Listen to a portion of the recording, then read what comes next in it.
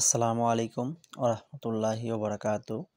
আলহামদুলিল্লাহ, চলে আসছি। আজকে হচ্ছে একটি ব্ল্যাক বেঙ্গল ছাগলের পা ভেঙে গেছে, তো সেটা পা প্লাস্টার করব। তো কিভাবে করব সেটা আপনাদেরকে একটু বর্ণনা দেব।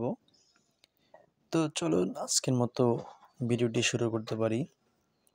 আলহামদুলিল্লাহ, সর্বপ্রথম শুকরিয়া আদায় করতেছি সেই মহান রাব্বুল আলামিনের উপর, যে মহান রাব্বুল আলামিন আপনাকে আমাকে সুস্থ রেখেছেন। এবং হচ্ছে আমরা সংক্ষিপ্ত দরুদ পাঠ করব।